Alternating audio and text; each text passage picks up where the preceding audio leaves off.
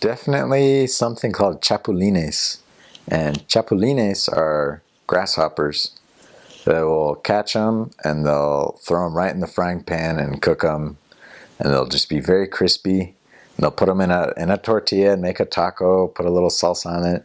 And they don't taste bad because all grasshoppers eat is just like grass and stuff like that. So it tastes like an herb, like a plant. But the only weird thing about it is you get their little feet and legs stuck in your teeth. And so that's kind of weird. But I tried to stay away from some of the crazier things like chicken feet because it looked way too gross. But you eat a lot of cheese and you eat a lot of yogurt and a lot of fruit and nothing too out of the ordinary. You eat a lot of tacos. So. One of the craziest experiences was when I got sick. As I mentioned before, I actually got a parasite, and it was not to scare any missionaries going out there, but it was some stomach pain, a little more intense than I had ever experienced before, and it hurt. But like I said, that medicine, once I started taking that, and you only take it for 3 days, and you feel better, and it goes away. But I never crazy experiences like life and death situations. I never experienced anything like that. You can have some crazy drivers, especially if you take a taxi.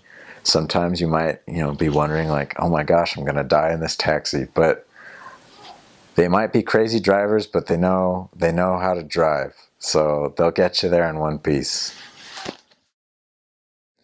This is actually one of the most spiritual experiences I had on my mission. It actually took place my last 2 weeks as a missionary.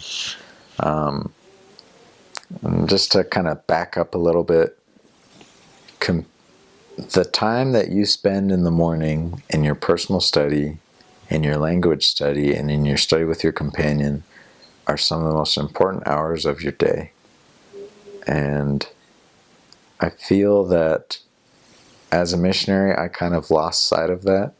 I really enjoyed personal study. I loved reading my scriptures and preach my gospel and like highlighting things and writing down stuff that I wanted to work on. But when in companionship study, it's so easy to get off track and just kind of waste time. And if you waste that time, you can't really, prepare to teach your investigators or new people, or prepare to find new people. And in my last 2 weeks, I got a brand new companion because my other companion that I had, he was having some problems with the language, so they moved him to an area more close to the mission offices. So I got a new companion my last 2 weeks, and I had to teach in the area, and I was like, oh great, this is how I'm going to spend my last 2 weeks. But really, he wanted to get down to business, he wanted to work, and we had some very good companionship study sessions. And I remember we found a daughter of an old investigator that when we met her, she thought we were kind of weird because he was an American as well. So she just sees these two white guys like, what are you doing at my house? And we started teaching her, and we got some members to come by and visit her with us. And we found out that she had some pretty big personal issues that caused her to doubt or to not have faith in God. Kind of like one of the situations, how can God allow this to happen? That was, her, she just couldn't understand that. And my companion and I, we'd only been working together for a week, but we really put our heads together and we tried to follow the Spirit, and we really used that companionship study time, and we prepared a lesson for her. And that night, we went and visited her, and we followed the Spirit as best we could. We went by our lesson plan, but it was amazing how much she opened up, and I could see and feel that she could feel the Spirit, and she knew what we were saying was true, and she was crying, and she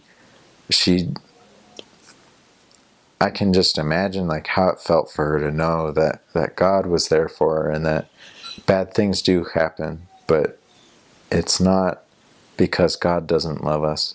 And I think that's when she really realized that. And that night she committed to being baptized, and she accepted a baptismal date, and she was going to church. And I finished my mission, and when I came home, I found her on Facebook, and I connected with her. And about a month after I went home, she got baptized. And she became really good friends with the bishop and his family, and I think she's doing really well now. So that was just a really good example of the good that companionship study does for you as a missionary, for your companion, and especially for your investigators. Whenever you go on a foreign mission, and I hear this all across the board, no matter where you are in the world, in your first area, you will just do a lot of nodding and saying yes. You won't have a clue what they're talking about. You're just going to smile and say yes. And, well, my last name is Clayton, and one member in my first area thought it sounded very similar to Clinton. And so he asked me if Bill Clinton was my dad. And I looked him straight in the face and I said, yes, yes. And he started laughing, and my companion started laughing, and I had no idea what I had just said. And I was thinking, all I said was yes. What did I say? And then they told me that I said that Bill Clinton was my dad. You pronounce words pretty, people will kind of look at you funny because you'll say a word. For example, Christmas is Navidad in Spanish. And for my first Christmas and like my first 6 months of my mission, I would always say Navidad. And like I'd stress the wrong vowel. So like people would kind of look at me funny, or I'd try and translate phrases in English into Spanish, and you can't do that. They just don't make sense. Like if you want to say what's up, you can't say, hey, ¿qué está arriba? Because they'll be looking like up at the sky like, what's up there? And so you learn little things like that you kind of just have to go through those motions at the beginning. One time I said, I was bearing my testimony, and I said, I know that Joseph Smith is a Bible. And the person was like, what? Because Bible and prophet in Spanish kind of sound a little similar, but it's just, you just learn and you have fun with it, and once you start speaking more, you stop making so many mistakes. One important life lesson that I learned was it is very important to keep your cool in whatever situation. It's because, outside of the mission, it's kind of easy to lose your top, to kind of blow up, because you deal with difficult people and stuff like that. And in the mission, just because you're doing the Lord's work doesn't mean that you're exempt from dealing with difficult people. I had several companions that I lost my patience with a few times, and I wanted to scream at them. I wanted to be like, hey, what's wrong with you? But I would just get quiet. I'd maybe go into another room. I'd pray. I'd try to do something else. And when I was calm, I'd go and talk to him, and I'd apologize to him for being angry or stuff like that. As a missionary, you need the Spirit. You need that Spirit to be there. And if you're angry at each other, you and your companion, or you're angry at the bishop, or he's upset with you guys, or with another ward member or something, if the Spirit's not there, you're not going to be able to accomplish anything. And as a missionary, once you realize that, you just want to be like, all right, well, let's hash this out now. Let's get the Spirit back, as if it's like a switch. But it can't work that way. Sometimes I'd say the most common one is with your companion. You guys will get into an argument. You can't, if it is fixable, you can say, hey, and be sincere, and hey, I'm sorry, and you can keep going on with your day. But if you get into a big argument and you just try and end it, cut it off right there, like, okay, I'm sorry, you're right, whatever. Sometimes you just got to go back to your apartment and just chill out and be quiet for a few minutes, kind of settle down, and then you can talk. I realized on the mission that when someone's mad, you don't just storm in there and be like, hey, stop being mad. We're gonna work out this right now. You kind of just got to let the person have their time. And you got to be patient. And that has definitely helped me now, with roommates or with friends or family members. If I upset them and they get, kind of mad, I need them to know that I'm sincere, that I'm sorry. You just kind of learn how to deal with people and to deal with yourself on your mission. Okay, I learned it, and now I'm probably pretty rusty, but I learned how to solve a Rubik's Cube on my mission. I had one companion that had one, and he swore that he would teach me how to do it. And they have lots of cheap toys down there, so you can get a Rubik's Cube for 5 pesos. And I learned how to solve a Rubik's Cube. And then, of course, speaking Spanish or cooking certain foods, or, one thing I never learned in Mexico is I still can't roll my R's. I keep trying still, and I can't do it. So there's lots of little things you can learn, how to whistle, how to, do lots of stuff like that. Because you pass a lot of time with your companion, and sometimes you'll be walking on a street and there won't be any houses, there won't be any people, and you get to know your companion more, and you can work on little things like that. Awesome. My last area, where all the shoe factories were, I finished my mission in July, so in the months of like May and June, lots of rain and lots of wind, and like it's the kind of storm that you see in the movies where you see like a few drops and you're like, oh, I wonder if it's going to start raining, and then it just comes crashing down. And it was a lot of fun running through the rain. I don't know what it is about missions, but as a missionary, the rain is just like 10 times more fun. You're just running to your next appointment or to lunch or to your apartment, and you don't care. You're getting soaked, but you don't care. You're just having a blast. So it rained a lot. And then in my last area, I went through my whole mission without being in an earthquake. And in my last area, there was like a 5-second earthquake, and we were in an apartment building on the 4th floor. And we're studying, and all of a sudden, like, the table starts wobbling, and I can see the ground kind of shift in the apartment. And we ran outside, and it was done. But yeah, those are kind of like the extreme weather, earthquake kind of stuff that I saw. There are a lot of them. Like I said, difficult companions, or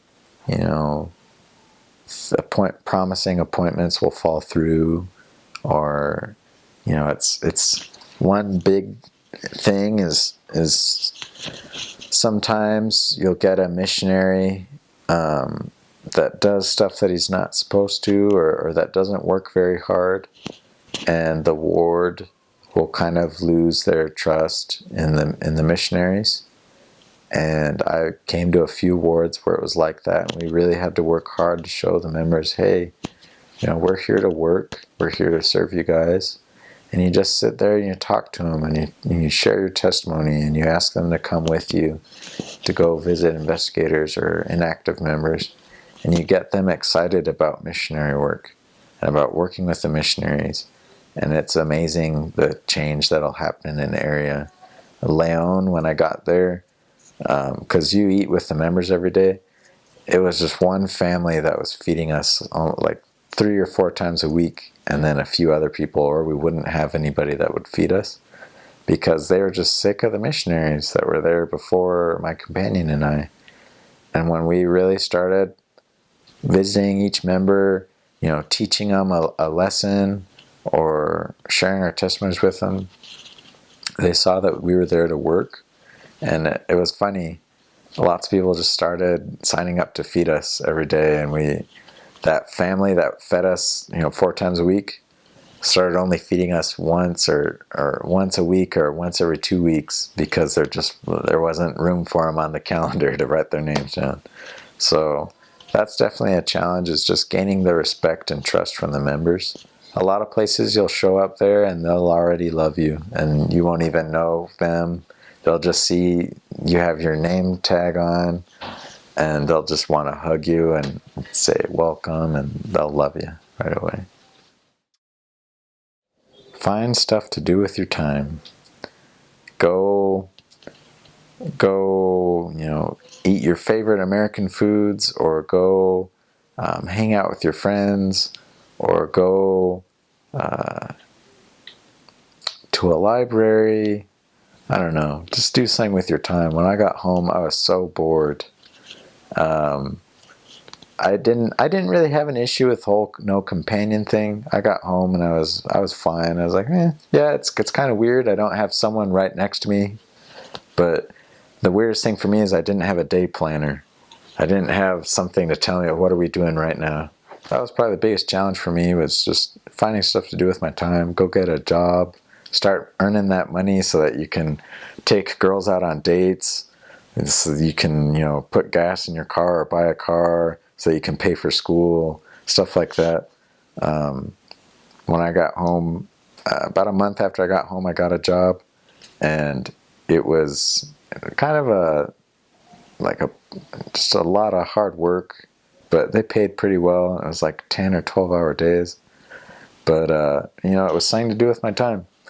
And I got to talk to people about my mission. It's funny, when you get home, people that know you are like, so how was it? And you get to talk about it. And then people that you don't know, they ask you, so what have you been up to lately? And you tell them, hey, I served a mission. And it's just a cool opportunity to talk about that. It's funny how, when you get home from your mission, you don't really talk about high school or stuff that you did before your mission, because it's all kind of old news to you. You just talk about your mission all the time. And you try not to, but it happens. It just spills out. And now, I talk about my mission to people just because it's such a big part of my life, that I'll just be, oh, I met someone like that on my mission, or I tried this on my mission. And I'd say, make sure, if you haven't already written those things down in journals from your mission, write it down now, because it is kind of forgettable sometimes.